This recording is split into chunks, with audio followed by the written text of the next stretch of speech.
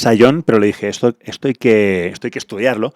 Yo le dije, sois la banda que más turea que yo conozco, posiblemente, dije, del mundo. Y me dice, no, ese es Frank Turner. Y dije, bueno, igual es Frank Bueno, Turner. en México Los Ángeles Azules. ¿Ah, sí? ¿Más que vosotros? Sí. Ok, bueno, pues sois los segundos. Los Ángeles Azules tripletean. O sea, y yo te digo porque bueno, luego te contaré ahí, que yo tuve un proyecto alterno con unos amigos que se llama Toromata la banda.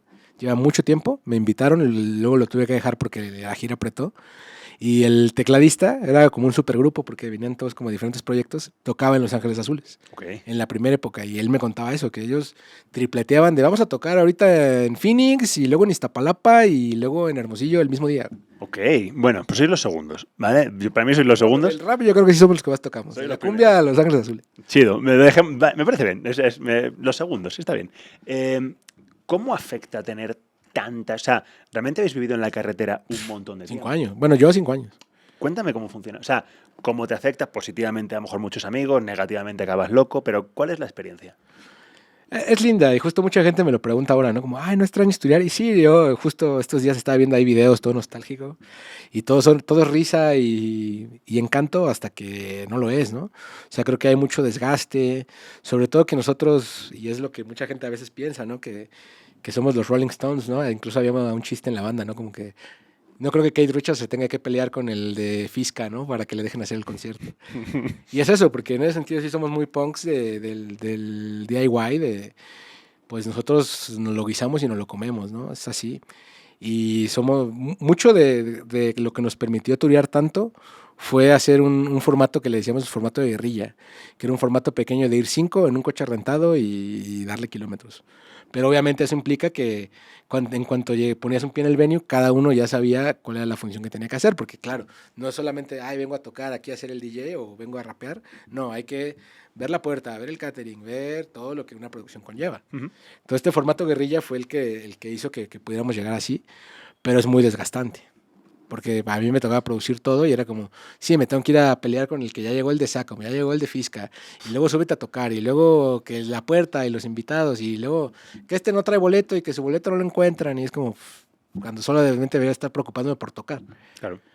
Y así éramos los tres gordos, Charlie en la merch, que aparte creo que él... Es el que me falta, ¿eh? Sí, shout out para Charlie. Charlie es una gran persona, te vas a divertir. Charlie lo voy a sentar aquí un día que nos cuente. Sí, sí, O estoy de sea, acuerdo. tienes que entender su humor incorrecto, pero cuando Sí, sí. entiendes que es humor, Sí, sí. y te cagas de risa. Sí, sí. Estoy de acuerdo, estoy de acuerdo. Pero imagínate, yo creo que en ningún proyecto, y eso me gustaría preguntártelo a ti que tú sabes de música, yo nunca vi en ninguna banda nacional e internacional que el Merch Boy sea parte de la banda y que saliera en el flyer. Oye, y que sea tan carismático y que esté la gente esperando a que haga su grito este del gallo. Y su grito y su performance. Es parte del show de Longshot. Claro. Es escuchar los gritos del Charlie. Claro, Estoy de acuerdo, ¿eh? O sea, no conozco a nadie más. No. Yo diría que del mundo no nadie. Estoy de acuerdo. Y bueno, él en la merch, en los tres gordos, obviamente la agrupación, y Sayón ahí como de apoyo. Y eso también hizo que Perro Flecha a la vez pudiera como presentarse en formato acústico. Claro. De hecho, ahí nació que luego Gastón se sumara. Porque él empezó, bueno, ya lo entrevistaste, te contó, ¿no? De su background que traía. Y entonces era eso, agarrar la guitarra, o sea, acústica, subir al carro, subir la mitad de la cabina, la maleta de merch, un coche rentado y vámonos a correr a todos lados. Y era eso, el Sayón ahí apoyando, a lo mejor ya cuando él tenía que tocar, pues ya estaba yo a lo mejor en la puerta, ahí como ayudándole a cobrar, y ya cuando tocábamos nosotros, él volvía a la puerta, y ese formato fue el que hizo, ya les dije aquí, acá, el secreto máximo. Bueno, pero es que te voy a decir una cosa, me parece un movimiento muy inteligente, pero es reducir gastos y maximizar en la medida de lo posible los beneficios, porque no estáis pagando sueldos extra. Yo que tengo la suerte muchas veces de participar de eventos, oye, hay mucha gente. Claro, hay mucha gente. Y todo el mundo come, y todo el mundo cobra. Si tú eres capaz de ser el DJ, el de la producción, el de la puerta... No, y el chofer. Te has quitado 4 tíos. Ah, claro. Pasa que hay que estar muy fino, porque luego de eso tiene mucha responsabilidad, no solo del día del evento, sino de la manejada. Claro, y eso pasó a raíz de un accidente, que tuve un accidente muy fuerte en carretera, yendo de Mérida a Cancún, explotó un neumático de la camioneta, y fue un accidente súper aparatoso, cerraron la carretera, y iba yo manejando, porque antes hacíamos turnos, y lo supe llevar bien, porque me sonó así la voz de mi viejo como diciendo, no frenes, no sé por qué. ¿Y lo manejaste? Y lo salió bien, o sea, no, al final fue saldo blanco, no nos pasó absolutamente nada, el carro perdía total. Y de ahí fue como, bueno, manejas tú, ¿no? Bueno, manejas tú, ¿no? Aparte, sí me considero buen piloto y me gusta, ¿no? Pero bueno, llegó un momento donde, a lo que decías, son las cosas bonitas y ese formato nos permitió recorrer pues toda la geografía mexicana, pero luego sí imagínate el desgaste pues físico, por lo menos yo hablando en mis zapatos, pues eso, ¿no? Maneja, produce, sé el DJ y sé el tour manager a la vez. Ujú. Sí, está divertido, pero al ritmo que llevamos nosotros de hacer 100 y pico shows en un año, ya me dirás. Es que es un show cada 2, 3 días. Es una chinga porque tienes que moverte de ciudad. Igual son. Además, México no es España. O sea, México a lo mejor de una ciudad a otra te echas 6 o 7 horas. Que en España en 20 minutos te llega a otro lado. Pero aquí son distancias muy largas, es muy desgastante, noches No, complicadas. carretera y las carreteras no son las mejores del mundo, Sí, sí, sí. No, no. la inseguridad, no sé. Luego han pasado cosas también. Por ejemplo, hago referencia a cosas del Calla, pero me las llevo a vosotros porque tiene mucho que ver. En esta gira, Bob Marley se presenta delante del rey de Etiopía, considerado una reencarnación del dios Rastafari, Haile Selassie, sí. y canta una versión de Sun is Shining para él. La modifica para... Al final le rinde culto, ¿no? Pero yo, por ejemplo, he estado en shows vuestros, estuve en uno... Yo os he visto un huevo de veces, pero una de las veces que vi hubo una petición de matrimonio en directo, en el escenario, y sé que han pasado muchas más cosas. Cuéntame cosas chidas, tío. De la gente, no sé. De gente que haya pasado, de... Matrimonio han pedido mucho, ¿eh? De hecho, unos chicos que pidieron matrimonio, ahora trabajo con ellos en Riot Games. Ok.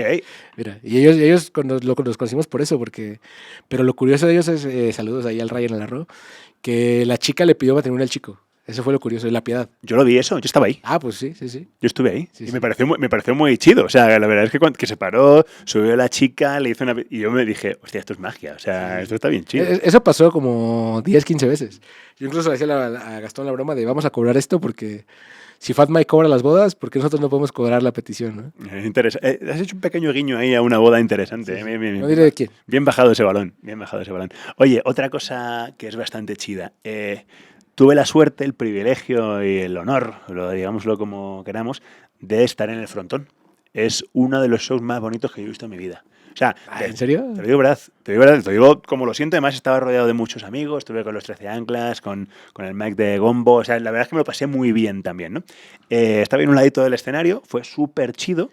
Pero claro, aquello fue el cierre perfecto a muchos años de lo que tú has estado diciendo de 5 en la batalla. De repente el show, un show muy grande, ¿no? Ahora me dirás tú cuántos espectadores hubo, pero también lo cocinasteis in-house, ¿vale? Si quieres, empecémoslo un poco de esto por el principio, hablemos del frontón, pero ¿cómo se empieza a cocinar ese show? Es que justo, te digo, este formato de guerrilla que teníamos, o sea, te funciona para depende de qué cosas, ¿no? Obviamente que si nos iban a llevar a un festival, pues sí, había una van y un chofer y ya podías ir más descansado, a veces llevábamos staff. Obviamente producir un show y realizar un show de esta magnitud, pues no se puede hacer en formato guerrilla, ¿no? Ahí sí que hubo mucha gente implicada, Pinales, sobre todo, Crunchy de los Acapulco también, que estuvo ahí formando parte del equipo, el Edison, entonces... Creo que para mí, y eso lo tengo que confesar, es la primera vez que lo digo así públicamente, se le quitó mucho peso, no quiero decir anímico, pero sí de emoción, porque en realidad no fue el último show, porque no esperábamos que la gente respondiera de esa manera, porque fue un show para 4,000 personas. Y no esperábamos, o sea, esperábamos un sold out, pero no esperábamos que tanta gente se quedara afuera, y decidimos hacer 2 shows más como en continuación a esta despedida, ¿no? Que fue la Alicia y la Piedad. Que la Piedad realmente fue por no dejar a la gente que se había quedado fuera de la Alicia, y porque la Piedad es nuestra casa, nos han tratado siempre súper bien, y también fue un poco rendir pues como dar ese give back, ¿no? A donde es nuestra casa. Y ya el hecho de no ser el último show, sí como que me quitó mucho peso emocional. Okay. Sí, no lo sentí como el último show. Aunque ya si uno se pone a ver la magnitud de las cosas y cómo estaba toda la escenografía, pues sí que dices, wow, qué bonito show, pero no sé, para mí no fue como el último. Claro. Y el último fue un show chico, entonces como que... Te quita presión. Oye, ¿y cómo se prepara desde dentro? Oye, vamos a hacer un show para 4,000 personas. ¿Cómo hiciste eso? Ahí sí tiramos totalmente de nosotros somos los artistas, y ahí gracias al equipo y a la oficina que tenemos lo puedo lograr, y eso mismo pasó en el Vive Latino. En el Vive Latino sí que fue un show para 25,000 personas. Ahí sí te puedo hablar de cómo me fue, Y yo me inspiré mucho en lo que había dicho Shenka cuando iba al podcast que teníamos en Adultos Raros, que él decía que tenía que bajar la energía, ¿no? Que no podía como bajarse del escenario y luego, no sé, echar una copa o echar desmadre, sino que tenía que relajarse. Y creo que en ese sentido lo hemos llevado bien de que esos tipos de shows grandes sí los dejamos en manos de nuestro team. Y justo fue eso, un día antes del Vive Latino, como que hicimos day off, de no vamos a contestar el teléfono, cada uno que haga como sus ondas, y así fue. Ese día me acuerdo que me fui a cortar el pelo, a mí me pedí el servicio de masaje y facial, y me consenté un poquito, y al día siguiente, que era el día, eh, estaba como muy relajado, trataba de como no pensar en nada, y obviamente como veníamos de toda esta vorágine de la guerrilla, pues ya el hecho de que alguien te conecte, pues para mí ya era el 50%, porque yo tengo el mal del baterista, ¿no? Ujú. O sea, nadie le ayuda al baterista y el baterista es el que más cosas lleva, ¿no? Y ese día aparte pues tocábamos como con click, con el baterista y era una configuración muy, muy compleja. Lo único que hice fue un día antes hacer un diagrama, hacer una lista de las cosas, se la mandé al equipo, al Edison, y ya justo, bueno, sabes cómo funciona, ¿no? Que en los festivales hacen los risers y van como los coches, ¿no? Los estacionan, uno, o sea, el siguiente, ¿no? Entonces había como 2 risers delante nuestro y llego yo ahí a la zona del backstage, como 1 hora y media, 2 horas antes del show, y llego ahí con Edison, también le mando un saludo, y fue como, a ver, porque él es el único en México que, como también él fue staff de Silverio y ha trabajado con muchos DJs, él es como que el único roadie que entiende del DJ, ¿no? O sea, como que le dejan esa chamba. Y aparte era, te digo, con a 2 compus así. Y dije, a ver, te voy a revisar la tarea. Y llegué yo, puse los audífonos, a ver, aquí tiene que sonar el clic, suena el clic, aquí tiene que sonar la pista, suena la pista. Listo. Y eso me dio mucha tranquilidad porque, quieras que no, yo me acuerdo mucho, un show que recuerdo mucho con cariño y todo, que fue cuando a mi papá me lo llevé de gira, porque no teníamos quien manejar a La Habana y yo me rehusé a manejar 12 horas de aquí a Colima. Y le aventé ese trabajo a mi viejo, y como, vente. Y él como que pensaba, ay, todos los shows son así. No, este es especial porque aquí es un festival, es el Coordenada, ¿no? No todos son así. Y, y para mí fue difícil eso, o sea, sí iba mi viejo manejando, pero yo no traíamos staff, yo tenía que armar y para mí eso sí me desgasta mucho. O sea, sí es como llegar y armarte en tiempo récord, sí me saca mucho de onda. Y no, ya en el Vive Latino cuando vi que estaba todo en orden, que todo corría, me fui al camerino, me relajé. No bebí, así, es como que hice ese voto y ya subí súper enfocado, muy relajado, como con esa visión muy, muy fiera, ¿no? Muy sin ser presa del nervio. Y ya después bajando sí fue una energía y una sensación que nunca he vuelto a sentir, como esa sensación de, como de ese rush de la droga, ¿no? Así como... Y dije, no, ya, me relajé, fui, tomé agüita, estuve ahí media hora en el camerino antes de salir y ver los shows y cotorrear con los amigos. Me relajé, respiré. Ya cuando me sentí otra vez que era yo, ya. Qué chido. Pero sí, esa energía post-show nunca la he vuelto a sentir. Que eso era lo que yo quería que me pasara en el frontón y al final no pasó. Sí, obviamente que hay un poco de nervio y siempre hay ganas de orinar 3 veces antes del show. Creo que el día que lo pierdas, lo perdiste todo. Pero no sentí ese rush como en el Vive Latino. No, qué brutal. Te estaba mirando y estaba viviendo en mi cabeza, ¿no? Como que